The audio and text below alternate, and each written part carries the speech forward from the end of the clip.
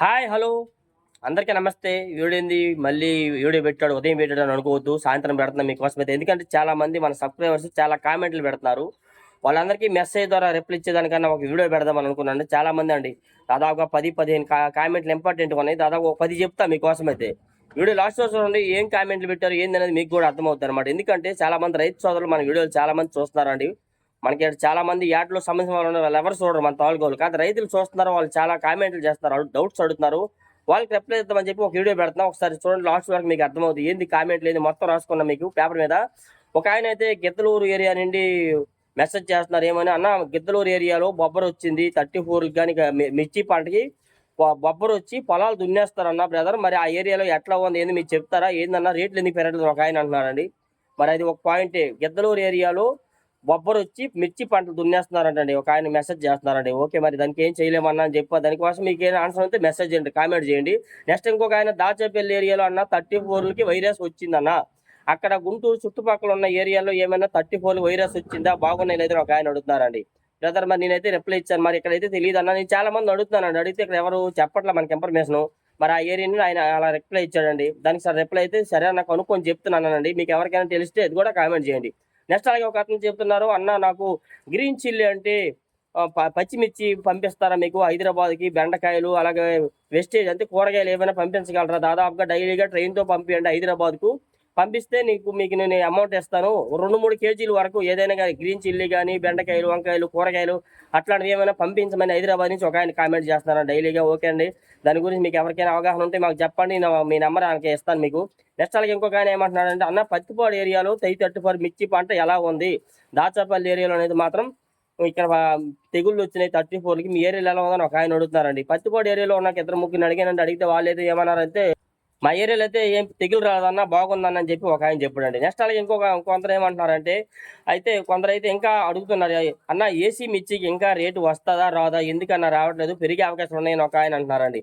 AC మిర్చికి ధర రావాలంటే టైం పట్టుద్ది, వచ్చిద్దని కూడా చెప్పలేము, గ్యారంటీ అయితే లేదన్నా అని నాకు రిప్లై ఇచ్చానండి. దాని గురించి మీకు ఎవరికైనా అవగాహన ఉంటే చెప్పండి. రేట్లు అయితే పెరిగే అవకాశాలు లేవండి, ఉన్నాటిలోనే ఇది రేట్లు పెరిగే ఛాన్స్ కూడా లేదని మీకు అయితే చాలా మంది చెప్తున్నాను. దాన్ని బట్టి మీరు అర్థం చేసుకోండి. నెక్స్ట్ అలాగే ఒక అతను ఏమంటున్నారంటే, నా సీడ్ తాలు ఏసీ తాలు కానీ కొత్తవి కానీ తాలుకి ఇంకా రేట్లు తగ్గే అవకాశాలు ఉన్నాయా, 3,500 నుంచి 4,500 జరుగుతుందని నేను చెప్తున్నాను కదా, దానికోసం ఆయన ఇంకా తగ్గిద్దా అదే రేటు ఉండిద్దని అంటున్నారండి.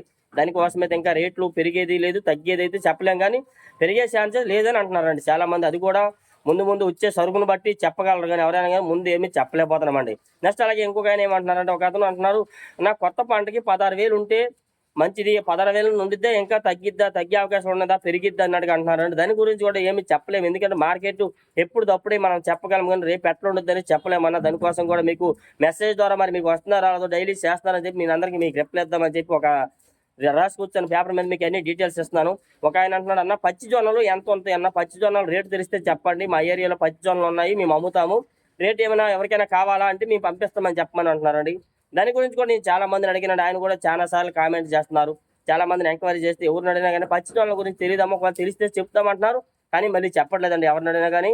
నెక్స్ట్ అలాగే ఇంకొక ఆయన ఏమంటున్నారంటే, అన్న చెన్నై తమిళనాడు ఏరియాల్లో వర్షాలు పడి లారీలు రాకపోకలు బంద్ అయిపోయినాయి, అందుకనే ఎక్స్పోర్ట్ రావట్లేదా ఏందని కొందరు అంటున్నారండి. దాని గురించి కూడా మరి మీరు పేపర్లో చూస్తున్నారు, నిజమే కదా, దానివల్ల ఆగిపోయిందని ఎవరు అనట్లేదు. అదే చెప్పాను కదా ఉదయం వీడియోలో, మీకు ఏం చెప్పానంటే మన ఏరియాలో వైరస్ పంటకి ఎక్కువ మందులు వేస్తున్నామని చెప్పి కొందరు కొనట్లేదని అంటున్నారన్న, అలాగే చెప్తున్నారు కొందరు అయితే.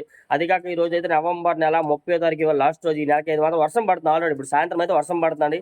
చూడండి, రీల్స్ పెట్టాను చూడండి, మీకు అర్థమవుతుంది. రీల్స్లో పెట్టాను, యాడ్లో చూపించాను, వర్షం అయితే పడుతుంది ఇక్కడ. మరి మీ ఏరియాలో పడుతుంది లేదు కానీ, ఒకవేళ కొందరు అంటున్నారు, ఒక ఆయన అంటున్నాడు, అన్న వర్షాలు చాలా ఏరియాలో ముంచేసింది కదా, ముంచేసిన ఎందుకన్నా రేట్లు పెరగట్లేదని ఒక ఆయన అంటున్నారండి. ముంచేసినా కానీ అమ్మా ఇక్కడ రేట్లు ఇంకా సరుకు ఉందని అంటున్నారు, అందుకే పెరిగే ఛాన్సెస్ చెప్పలేమని కూడా చెప్తున్నామండి.